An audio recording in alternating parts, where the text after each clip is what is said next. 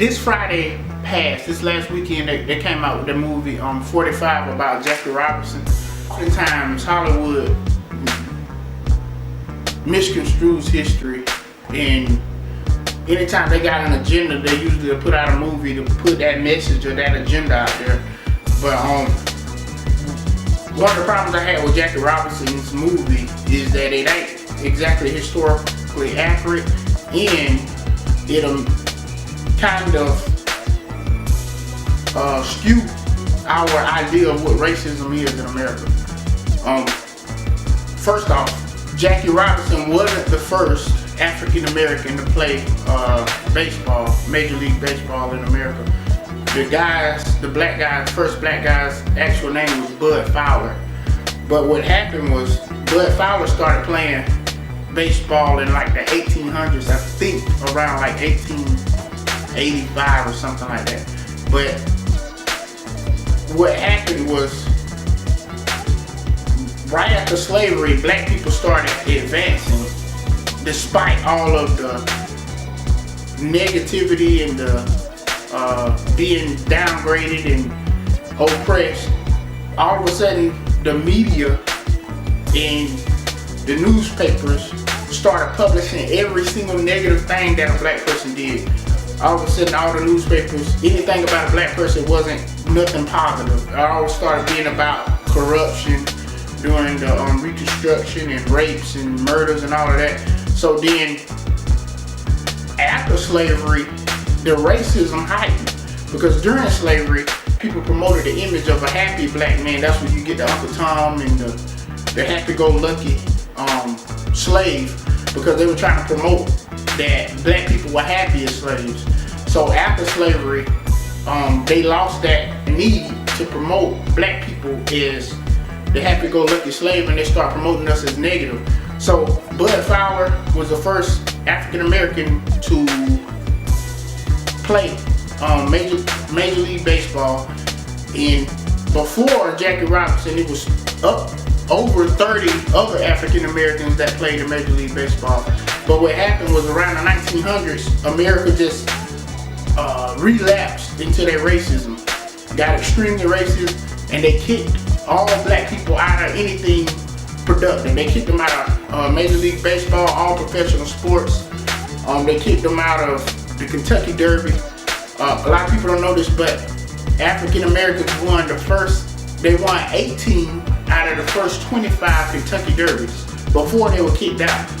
Anything and everything that black people were in during, like, right after Reconstruction, starting during Reconstruction and right after Reconstruction, racist white people destroyed. That's why they will start off by telling you that Jackie Robinson was the first African American in Major League Baseball, because that would go along with the storyline that we were taught in high school. The progression as usual. We were in slavery, slavery ended, black people fought for their rights, they got their rights, and here we are today. But it's a lot of history in between that, of ups and downs and relapses of American society, most of the time projected by the media. And another problem I had with the movie Jackie Robinson is that they showed a blatant racism, like being called nigger, and the blatant racism of open hate, the overt racism.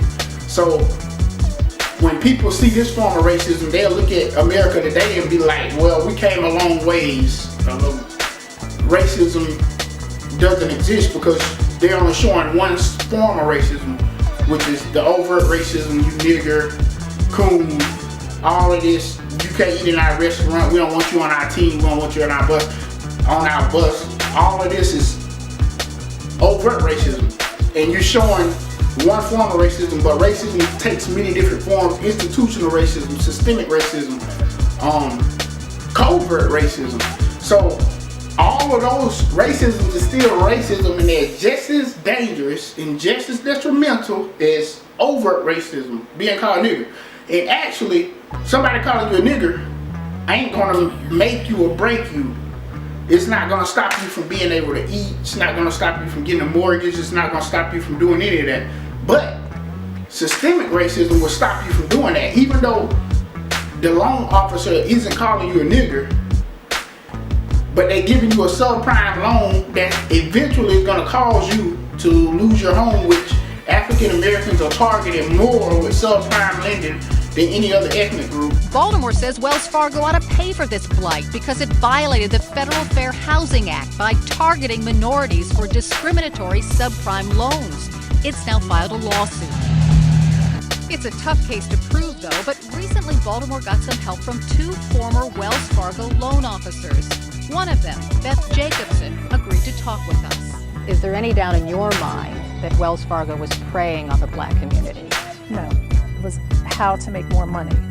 They felt they could make more money targeting the black community and put all their efforts to advertising within the black community.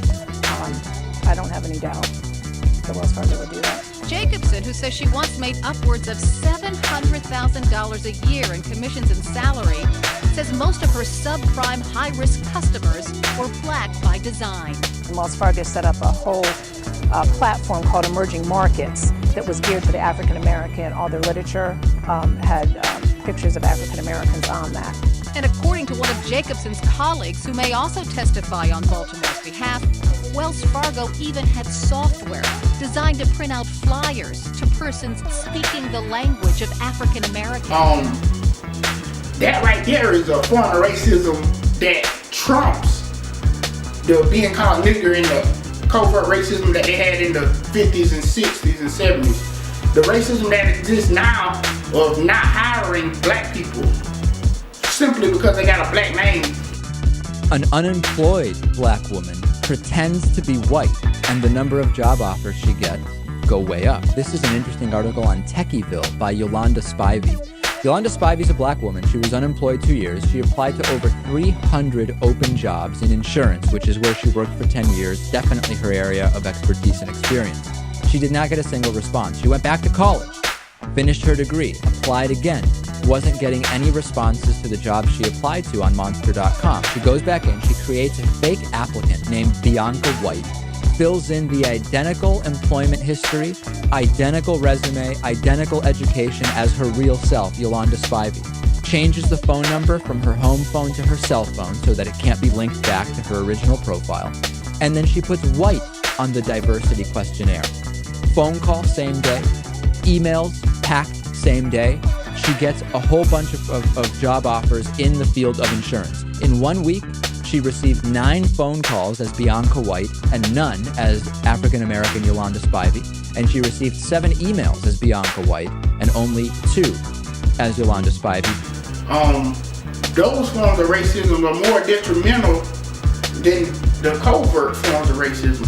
So when Hollywood shows movies like this, it'll give you the false impression that America has greatly improved since the 1960s and 1950s and 1940s.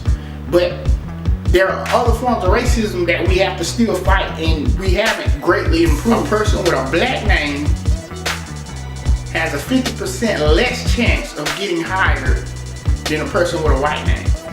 And a black man with a college degree has equal amount of chance of being hired in today's society as a white man with a criminal background that has been to prison before. So these forms of racism and people that implement those forms of racism don't see themselves as racist because Hollywood is showing racism as the overt racism, the being called nigger, the being hung, lynchings and stuff like that. So people really don't know that you have implicit bias that causes you to react different towards a black man than you would towards a white man, or a black woman than you would towards a white woman. When you see a black name, you have something in your head that causes you not to hire that person.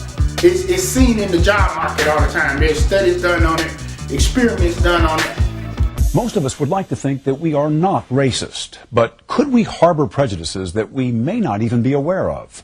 A few years ago, we showed you a surprising scientific test that can reveal hidden racial bias. It's a test worth looking at again this week.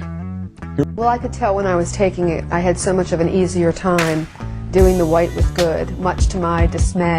We all might be prejudiced in ways we're not aware. So even Mazar and Banaji of Harvard University and Anthony Greenwald of the University of Washington created this test. What do you think this test reveals that perhaps we didn't know before? How fair are we being when we judge a person? There would be many people who would say, what's wrong with showing a preference for your own race? In some contexts, it's actually illegal to do so. In employment contexts, in college admission. But what does all this prove? In fact, this experiment has passed scientific scrutiny. And the results of the professor's experiments have been published in leading psychological journals. Our results reflect the professor's findings.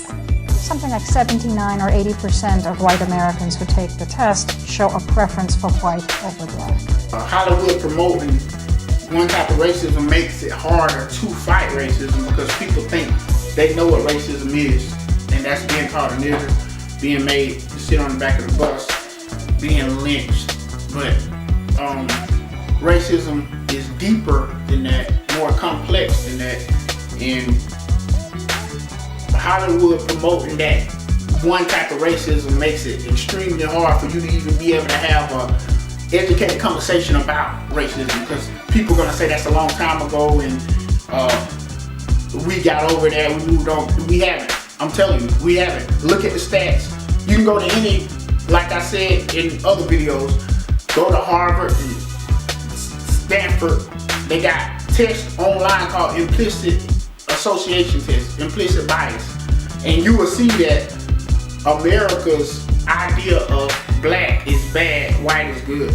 And this spills over into the hiring process. It spills over into the correctional officers. It spills over in the schools. It spills over into every aspect of American life, and it makes it desperate impact on African Americans in the hiring system. It makes desperate impact in the school system. It makes desperate impact in social life.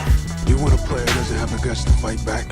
No, I want a player who's got the guts not to fight back. I got a problem with that because somebody with the courage not to fight is a coward. I don't get how you take courage not to fight. It takes courage to fight. If somebody pushes you or bullies you, it takes courage to fight. It doesn't take any courage not to fight. So be a coward is what I'm getting from that scene. Don't fight. Let them whoop your ass, get bullied, get pushed around, and don't do anything about it. I want somebody with the courage not to fight, which is true. They do want somebody with the courage not to fight. They want somebody with the courage, without the courage to stand up for themselves. So you gotta look at these subliminal messages that Hollywood be putting out.